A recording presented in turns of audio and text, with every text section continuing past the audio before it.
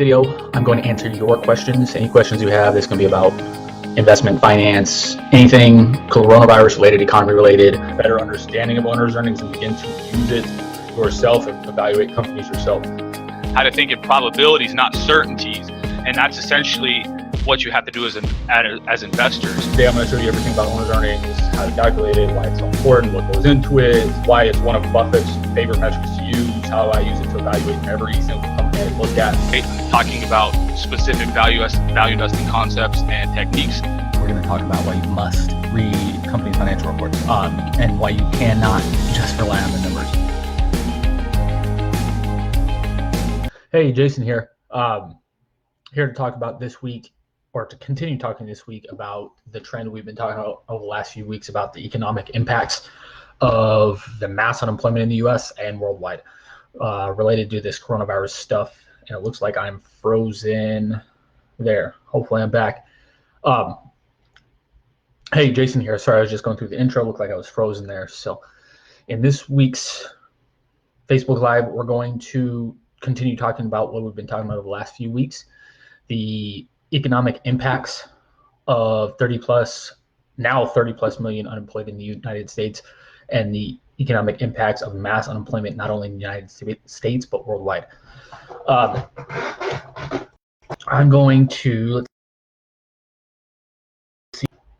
post the sources. Okay, there are, it wouldn't let me post the actual page, the links.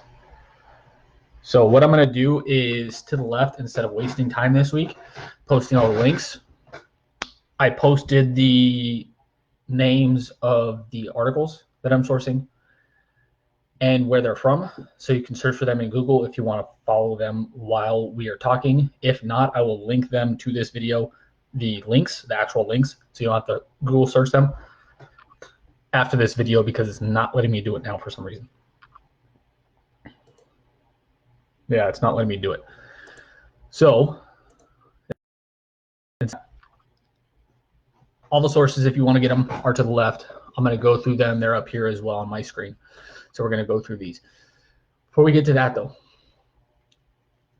I need to recap some things we talked about in the previous videos, specifically about the banks. So if you've watched the previous videos, or on either the Facebook Lives or on the YouTube videos or on the blog or on the, my mailing list, I apologize for this. I'm going to go through this as fast as I can, but it's important for what we're going to talk about today. So I just need to quickly recap how banks work. So banks operate on what's called the float or the spread. They can take money out here, say at 0.5%, and they loan it to you up here at 1%. They make it the amount in between, which is called the spread or the float. If banks are not getting paid, or most banks' profitability margins are very low.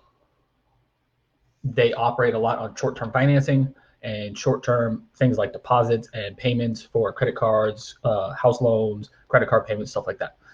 If banks are not getting paid, they are going to be in trouble. If we go 3 months plus, which we're about 2 months into this now in the United States, a little under 2 months, about a month and a half in the United States. Other places is longer, like China, Europe, of course, they're longer. If we get to about 3 months with no payments or very little payments to banks, or a fraction of payments from what they used to be, banks are going to be in trouble.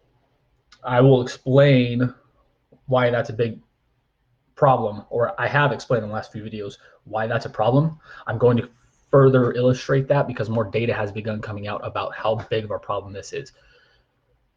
Not that it's going to be, because it is going to be a problem, but that this already is becoming for banks and creditors and debtors and stuff like that.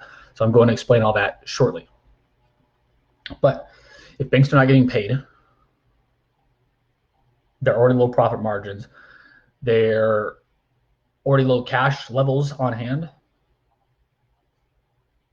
the credit markets are going to tighten up, and this is going to even tighten the economy up faster than it already has been tightened up. What that means for you is potentially higher standards on things like getting car loans and home loans, which means fewer people will be able to get car loans, home loans, There will be less money available for businesses to run their operations because there won't be as much credit out there. There won't be as much leeway potentially in time for paying off things like credit cards and loans and stuff like that. If banks aren't getting paid, the economy comes to a stop. This is what almost caused the world's economy to collapse in 2007 time period, 2008 time period. It's not that banks didn't have money, it's that the credit markets tightened up so fast that literally banks were not loaning to each other, which means that they can't loan to us. So I don't know if it'll get as bad in terms of tightening as it did in 2007, 2008. But I've told you the last couple of weeks, it's going to get bad because banks are not getting paid. So after that quick recap, I'm going to go over the new data that's beginning to come out to kind of prove this out. Before I start on that though, if you have any questions, comments, concerns, let me know in the comments and I'll answer any questions you have about anything. I want people to understand this. This is some complex stuff, and I want people to understand this because it's very important. Not just for you personally, but again, the entire world's economy. What's coming is going to be bad. So it's very important to understand it. If you don't understand anything, if you don't understand something, let me know. I try to explain everything as best as I can and as easily as I can. But if I'm not explaining something well enough, please let me know, because again, this is very important stuff and I want you to understand what's going on or what's going to happen in the next few months. Okay. So over the last couple of weeks, I've been saying that if banks aren't getting paid, we're going to be in big trouble, probably even bigger trouble than we are right now with 30+ million now unemployed in the United States. Because if they're not getting paid, the credit markets will tighten up even more, which means fewer loans for people, fewer credit or less credit available for people, which means businesses may have even more trouble keeping employees and paying their bills. If businesses can't pay their bills and their suppliers and their distributors and salespeople and stuff like that, this will lead to even more business shuttings and more unemployment. This entire kind of cycle that I've been building on over the last couple of weeks, I've been saying is going to get bad. Today, like as in historically bad, today some of the numbers have started to come out, so I'm going to update you on some of the numbers to kind of show you, instead of just telling you, I'm going to show you how bad this could potentially get. So this morning, United States, and again, if you haven't watched my previous videos, I'm going to focus mainly on the United States because the United States releases the most data when it comes to unemployment, company finances, government finances, debt levels, all that kind of stuff. For some reason, I don't know if other countries are hiding this information or they don't have it yet or they're waiting to release it at a certain point in time. I'm not sure, but for some reason, I can't find much information on unemployment worldwide. So most of this information I'm going to be talking about is about the United States, but it applies to every country worldwide.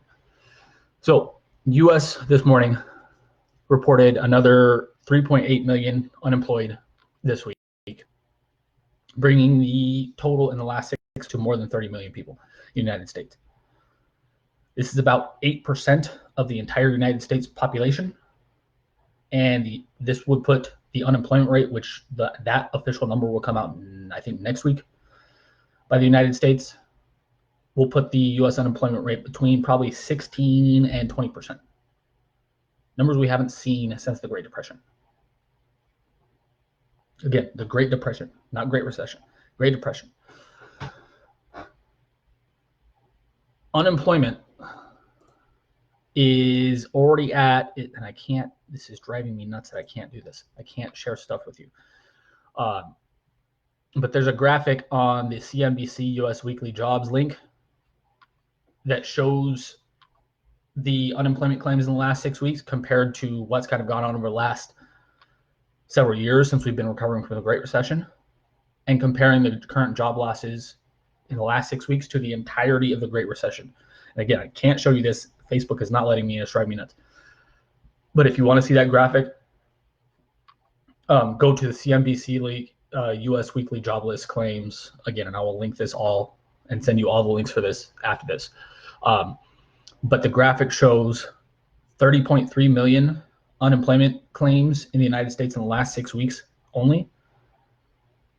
Since the Great Recession, I think it officially ended 2011, 2012 timeframe, the United States has created 22.4 million jobs. This means that all the job gains since the Great Recession are gone, plus some, plus about 8 million.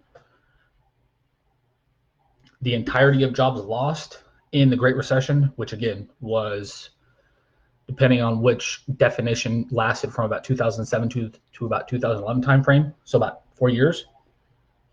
The entirety of jobs lost in the Great Recession was 8.7 million in the United States. So far in the last 6 weeks, we've lost 30.3 million jobs in 6 weeks. That was, the Great Recession period was over 4 years. What does that mean?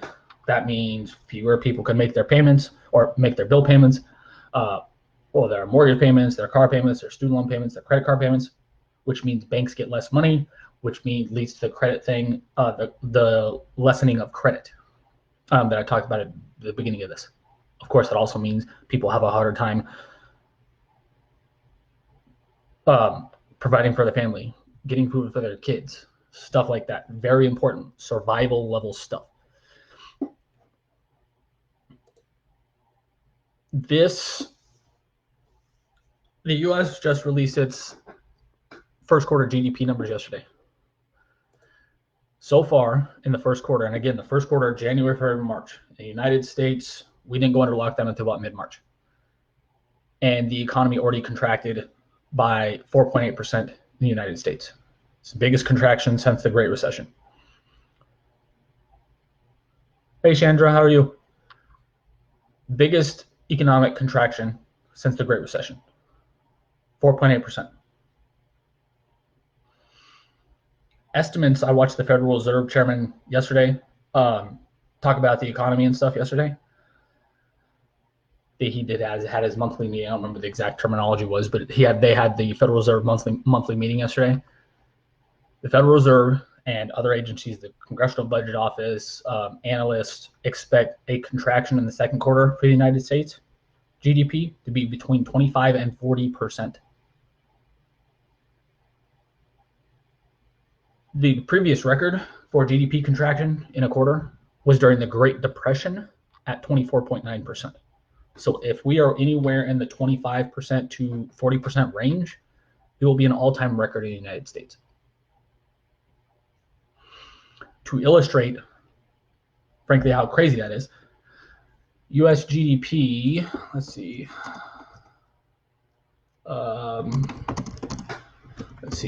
end of 2019 U.S. GDP.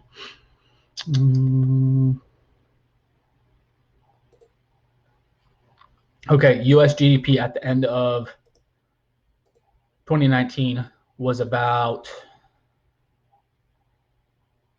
that can't be right, that says 21 billion, has to be in trillions. Okay, so here's the number. So U.S. GDP at the end of 2019 was estimated to be about $21.5 trillion. If GDP contracts by 25%, here's the link for that because I just looked at it. If the U.S. economy contracts by 25%, that will be like wiping $5 trillion off the U.S. economy. Or about the size of Brazil, France, an economy like that, just wiping it off the United States GDP. And this is just the United States numbers. Chinese economy contracted by 6.8% in the first quarter. World economy is expected to contract anywhere between 15 and about 40%. World GDP is about $90 trillion before all this craziness happened. If it contracts by 25%, we're looking at a drop to the range of $60 to $70 trillion instead of $90 trillion. That's like wiping an economy the size of the United States plus something like France or Brazil off the economic map. These are insanely horrific numbers, and the second quarter numbers are going to be even worse. as the projections are showing 25 to 40% drop in US GDP in the second quarter. What does this mean for you in a real sense? If GDP drops, how does this affect you? If GDP drops, that means people are trading less worldwide. Countries are trading less, companies are trading less. That means potential shortages in things like meat and oil and gas and essential necessities. And we're already seeing potential meat shortages in the United States. It means more people will be in poverty because there's not as much money available for people to loan and to spend and to get credit for. It will mean more people in poverty. It will mean more people are potentially going hungry. It will mean horrific things if GDP drops by anywhere close to 15 to 40% in the second quarter, worldwide GDP. Horrific drop.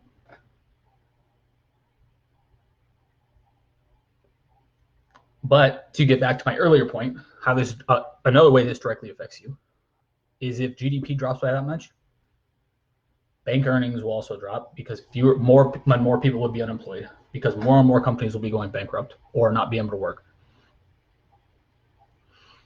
It will mean more people unemployed, which will mean more people paying or less people paying their bills, which will lead to even less money in the banking system, which will lead it to a tightening of the banking system and no loans, no credit, no debit, all that available. This thing is an entire cycle. Again, I don't know what the answer is. Florida, where I live, is starting to open back up. I don't think it's going to go well. Why? Because viruses just don't go away. B, countries like China and Germany and some Northern European countries are starting to open back up, and they're seeing increased cases in coronavirus. C, which might lead them to shutting down completely again. C, surveys done in the United States show that fewer than 20% of people would feel comfortable going back to work right now. Fewer than 20% of people would feel quote unquote normal or go back to their normal lives in the United States. And in China, they've opened up to a larger degree than they have in the United States. And retail sales are down at least 80% in some cases. So people aren't going to go out, even if we open up the world's economy tomorrow. And I've talked about this in several videos. Even if we open up the world's economy tomorrow, everything is open back up. Fewer than 20% of people, by my estimate and by surveys done worldwide, of people will go back to their normal lives. The world economy is based on consumption. People buying stuff, people selling stuff, people doing stuff.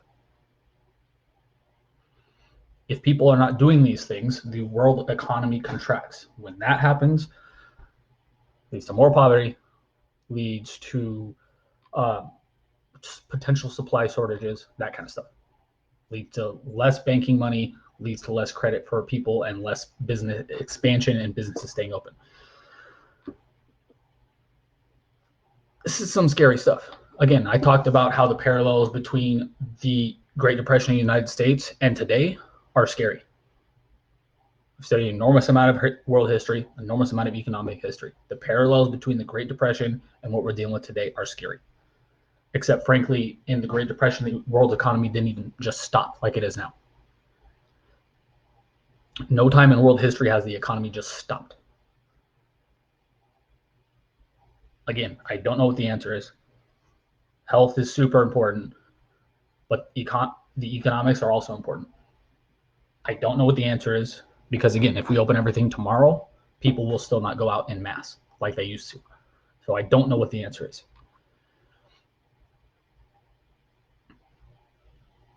So we're looking at potentially horrific stuff in terms of economics. Hey, Theodore, thanks for watching. Yes, it's crazy. And again, anybody watching this, I don't like talking about this kind of stuff. I'm always smiling, always happy. You probably can't tell from these videos, but I'm always smiling, always happy, always optimistic. But again, I've studied history enough to know that bad stuff is coming. And nobody is telling you about it, frankly. So I'm here to tell you guys about it to hopefully help you prepare as best I can, and so that you don't panic when, especially the second quarter. Again, May, June, July timeframe, when the numbers start coming out for the second quarter, going to be horrific for not only companies, but countries and individuals. So what does all this kind of lead to? Leads to foreclosures, forbearances, for mortgages. So now we're kind of tying this back into the banks. Banks not getting paid. The highest foreclosure rate by, I think it's month, in the United States during the Great Recession was 2.3%. Already 6% of all mortgages in the United States are in forbearance, which means 6% of all mortgages, and I think the numbers are more than 3 million people, or 3 million households, are no longer paying their mortgage payments. Again, this is the right thing to do, the moral thing to do, because people are losing their jobs in, frankly, waves we haven't seen in world history. Moral thing to do, right thing to do. But if banks aren't getting paid, they are in trouble of going out of business or having to be bailed out by the United States government and governments around the world. And the credit market's tightening, which leads to the other stuff I talked about earlier.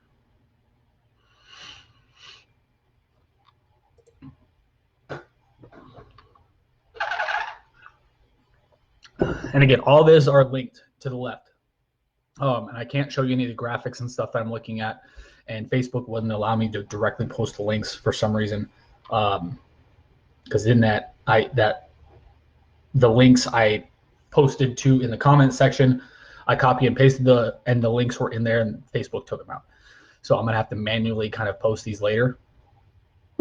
But they are important because, again, the fewer people that are paying their bills not only makes them less secure, because they're probably having unemployment issues or job cut issues or lower hours issues or job pay issues for their personal families and getting food for the families and stuff like that. But again, it affects the entire economy.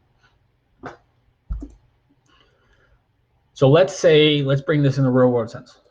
So let's say and the numbers actually, let's see, what does this say? 6% forbearances. Let's see if it says the specific estimated number. I think it was 3 million people. And I can't find the number right now. It must have been something else on our reasoning. So let's say 6% of all homeowners is 3 million people.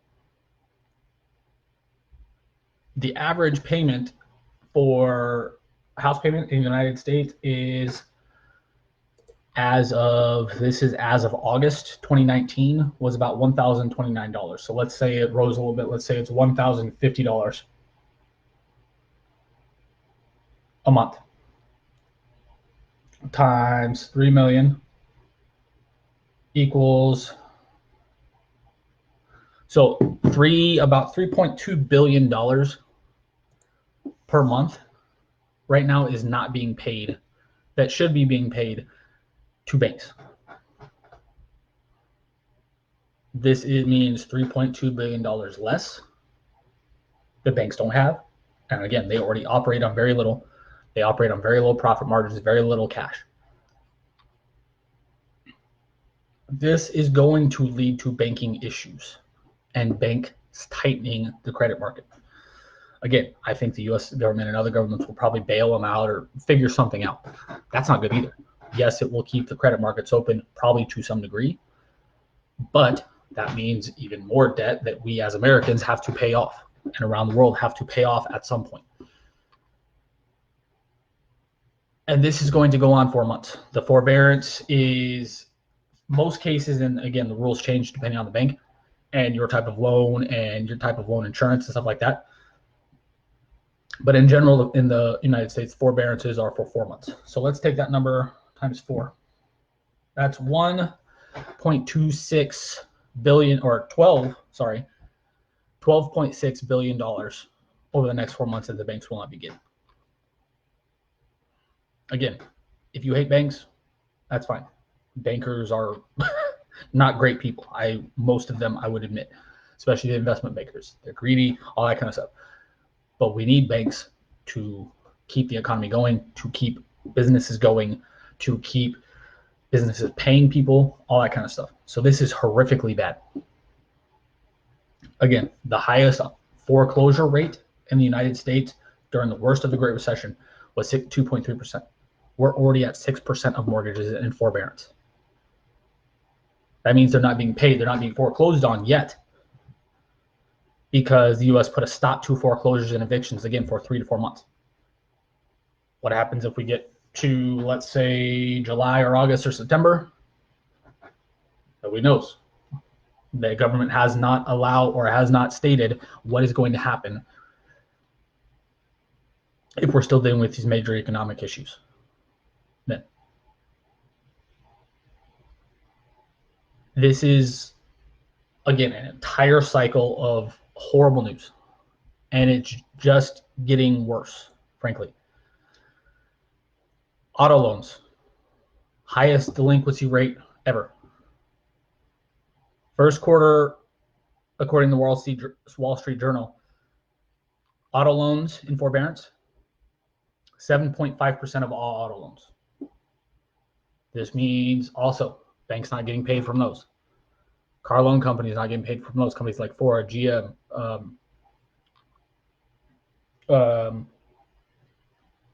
whatever. For some reason, I'm drawing a blank on the other major auto. Toyota not getting paid. This leads to less money from banks or for banks. Credit card payments. 6 million Americans are no longer able to pay their credit card bills. This leads to even more or less money that is going to the banks. I would put the estimates again, and I can't find specific numbers on the credit card payments and the auto loan payments because those are more kind of varied than housing payments. But I would put the total potential losses in the next 4 months from these auto loan forbearance, credit card forbearance, and mortgage forbearance over the next 4 months, somewhere around $50 billion, $30 to $50 billion that the banks will not be getting, that will lead to tightening of credit markets, that will lead to likely more issues for normal people like you and I. Because the companies will not be able to stay in business because they can't get short-term financing, because they can't pay for their supplies, all this kind of stuff. Again, I talked about this earlier. This is not good at all. Again, moral thing to do, right thing to do, because this is nobody's fault. This virus stuff is nobody's fault. Well, depending on who you believe, maybe the lady who ate the undercooked bat in China, maybe it's their fault. Other than that, it's not really anybody's fault. Act of nature, act of God, whatever you want to call it.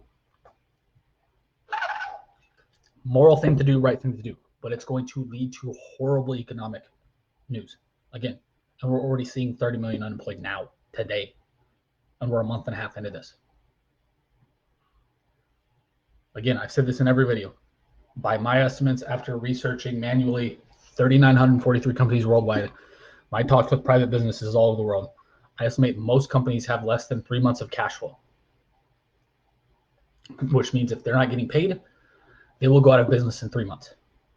Right now in the United States, we're seeing 30 million unemployed, and we're a month and a half in. Again, if we get to late May, early June timeframe, and we're still not back to normal, which I don't see how we will be, going to lead to more business closures, going to lead to more business bankruptcies, going to lead to tightening credit even more, going to lead to more unemployment. This isn't a maybe thing. This is what's going to happen based on the economics. Again, will the U.S. government bail these companies out and bail individuals out? Probably. I don't think the U.S. or most countries around the world will let their countries collapse. But again, in the United States, over the long term, we will be fine. We have the economic resources, we have the natural resources, we have the ingenuity, we have the infrastructure, both business and economic, and all that kind of stuff. We will be fine in the long term in the United States. Other countries will may not in how they currently are. Again, will there be bailouts for the international community as well? Yes, most likely, because the United States, frankly, doesn't want to see countries collapse, because that leads to uncertainty and potential horrible consequences down the road from horrible tyrants coming to power, not only in that country, but potentially causing issues worldwide. This path of more and more debt, though, that we've been building over the last 70, 80 years since World War II is unsustainable. Again, I don't know what the solution is, but adding more and more debt onto, for example, the U.S. debt load, which should be around $24 trillion as of this recording, is unsustainable. Again, is it the right thing to do? Is the moral thing to do to continue bailing out the American people and the banks and these companies and potentially countries worldwide? Yes, it's the moral, probably right thing to do. But economically, it is unsustainable. Sorry. This again, and I don't like talking about this stuff. Happy person, optimistic person, smiling all the time. Like to see the optimistic side and everything. But I feel like I have to keep doing these videos every week because nobody is talking about this stuff. And the mainstream media, online blogs, government leaders, nobody is talking about this kind of stuff. They're playing, and frankly, it makes me angry. Because again, this stuff isn't just probably going to come, it's most likely to begin happening sooner rather than later. Again, how can I kind of prove that out to you? Companies have started reporting their first quarter profits. Again, first quarter only covered January, February, and March. In the United States, we were on lockdown from about mid-March. Hertz, the car loan company, or the car rental company, their revenue and profits were down so far in the first quarter. Again, only 2 weeks under lockdown in the United States. Their profits and revenue was down so far, they had to miss an operating lease payment. If you miss an operating lease payment, it can, depending on the covenant terms, put you into bankruptcy. Or at very worst, trigger some really bad consequences for you to have to pay even more. Huge penalties. You can miss payments on debt, or you can restructure debt. Operating leases, and again, I'm not saying that's good to have to do that, but if you miss an operating lease payment, operating leases are usually to keep your business operating on an everyday basis. So if you miss that payment, the people you owe money to are either going to give you a huge penalty, or again, depending on the covenants, could put you into bankruptcy.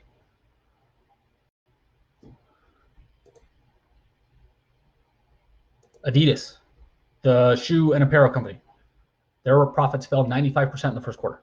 95% in the first quarter, because things like shopping malls were closed, sporting events were shut, all this kind of stuff. 95% fall in profits in the first quarter.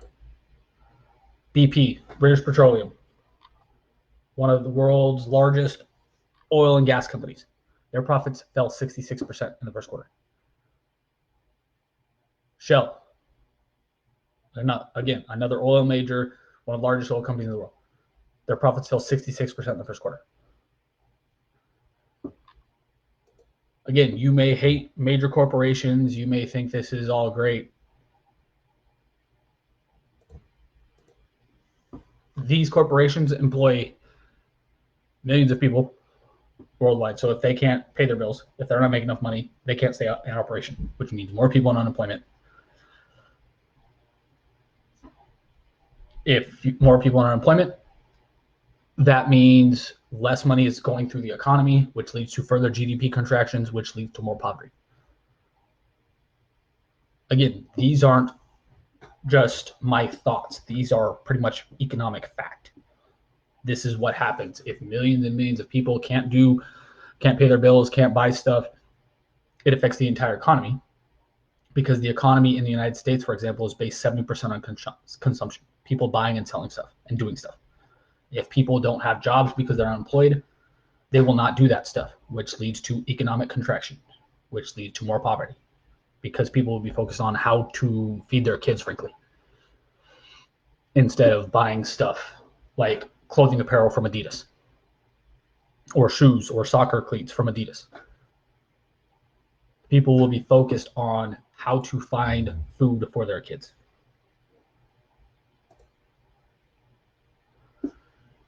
If people are just kind of in that survival mode, again, less consumption, more economic issues. This entire thing I've been talking about over the last couple of weeks is an entire kind of cycle. If one part isn't working properly, it affects the rest of the parts of the economy. And right now we have major issues in multiple parts of the economy, because again, the economy has never just stopped like this in world history. Never just stopped. Again, I don't know what the answer is. I don't. Frankly, I don't think anybody on earth knows what the answer is.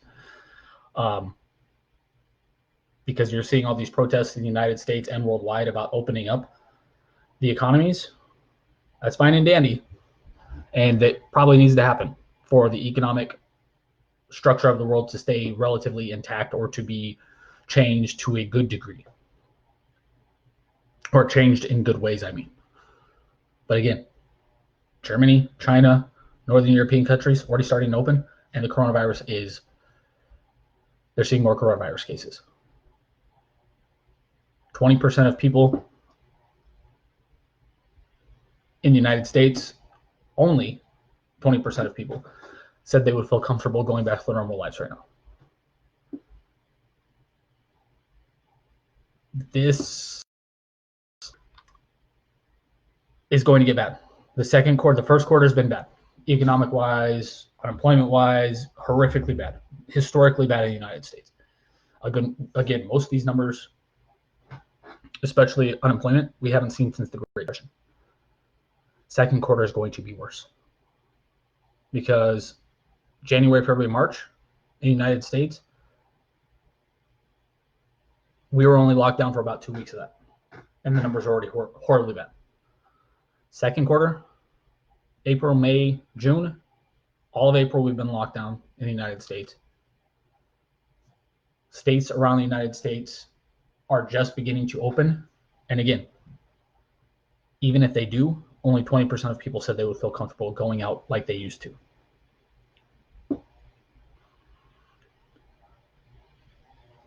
Second quarter is going to be worse. A lot worse than the first quarter. And this is, again, all of the stuff we talked about today, or most of it, was just from the first quarter. Second quarter's numbers are going to be worse.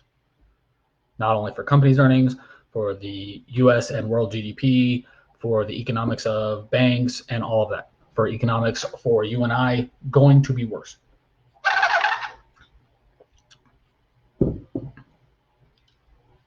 I'm telling you all this not to scare you.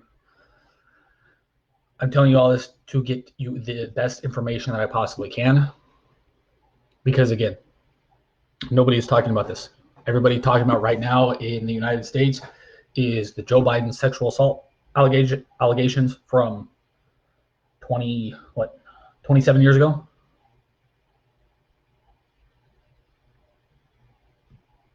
What else they're talking about in the United States is blaming China for these issues, blaming everybody else for these issues. Nobody is talking about the economic, frankly, devastation that's coming. Nobody's even really talking about the health impacts of the coronavirus anymore. It's turned into a battle of, if people want to open and get the jobs back going and open up the restaurants and stuff like that, they're heartless.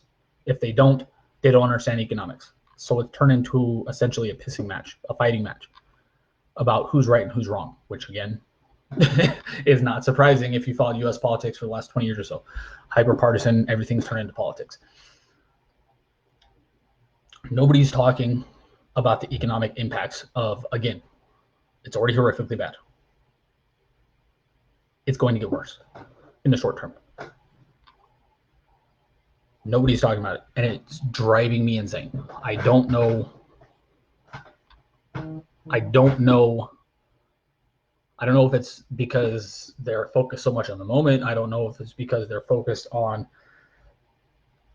casting blame to other parties. I don't know if it's because they don't care. I don't know if it's because they don't know. I don't know why they're not talking about this kind of stuff. But it needs to be talked about. Because it's important. Again, this affects this entire cycle I've been talking about, not only today, but in the videos I've been doing over the last couple of weeks. It affects all of us on a daily basis. In terms of unemployment, in terms of jobs, in terms of how much money we have, in terms of how much money we can get if we need to get money, if an emergency comes up, and emergencies always do come up. Nobody is talking about it. And again, I don't get it. Because again, I talked about this to a potential client the other day, is they're wanting to potentially buy some stocks because the stock market's undervalued because of the crash. It's not undervalued. It's not. Historically, we are still more overvalued today than at any point in time in U.S. history, other than during the Great Depression, or right before the Great Depression, and during the tech bubble in the 1990s, 2000. That's the overall market. Individual stocks, I've evaluated 3,943 in 73 countries over the last 40-ish days. I would estimate, in general, probably on average, those stocks would have to fall 30 to 50% to become undervalued. Stocks are not undervalued right now. They're not. Maybe, yes, you can find some individual undervalued stocks. Yes, you can, because I found some. But I'm talking about individual, or on average, stock market massively overvalued still. Individual stocks massively overvalued.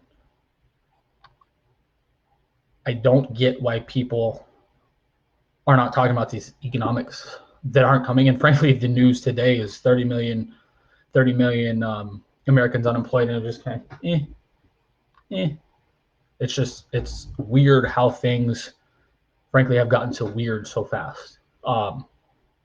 And these videos every week, typically I do them, if this is your first time watching, typically I do them on Tuesday and Thursday. Typically the Tuesday video is on something more helpful to you, or something like what to do with your cash. I did this past week, or the previous week I did an update on what happened with the oil price crash last week and why that affects you and the economy and all this stuff we're talking about today. Typically on Thursdays I talk about the economic impacts of the coronavirus, not just, again, for you, but for your community, the companies in your community, public company stocks, and the world economy. I'm going to continue to do this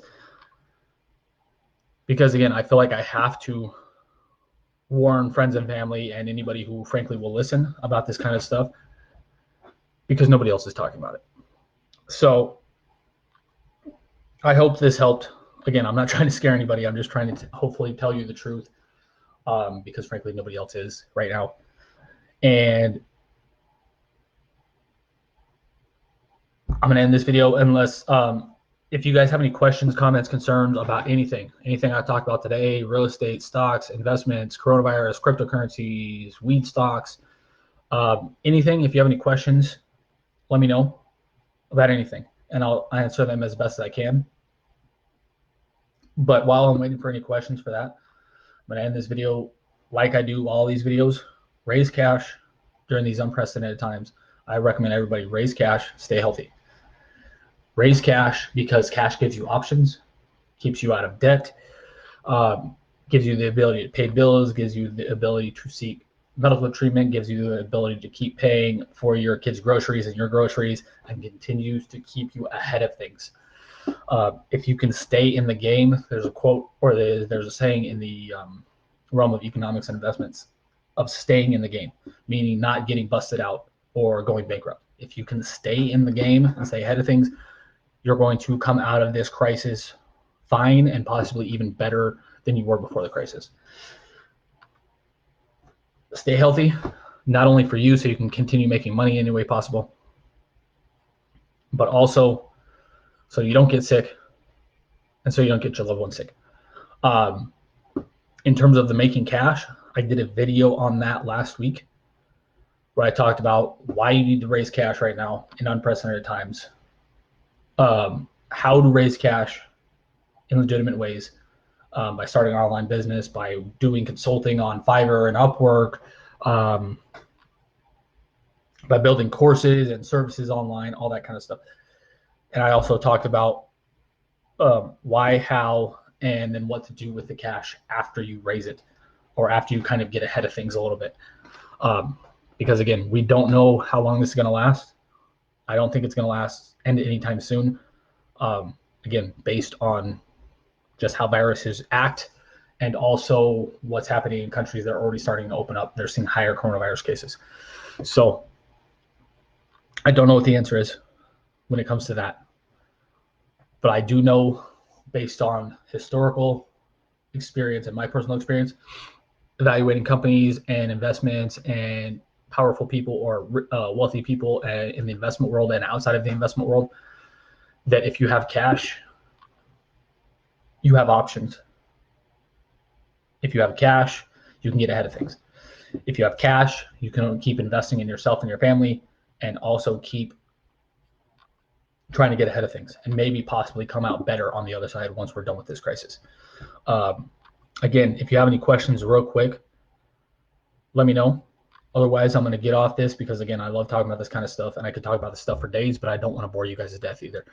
So if you have any questions, make sure to answer or ask them quickly. Otherwise, I will see you next Tuesday to talk about more. I'm not sure what that video is going to be on yet. Might be last week I did how to raise cash and why, like I just talked about. Next video might be how to be more productive from home. I'm still deciding with my team what to do that video on.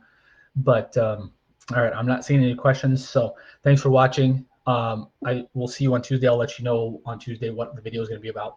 And then next Thursday, I'll do another update on the economic impacts of the coronavirus, how this affects, again, you watching from wherever you're watching from, all the way up to the world economy. I'll continue updating that while we're dealing with this crisis. Thanks for watching. Until next time, have a great day. Talk soon. Bye.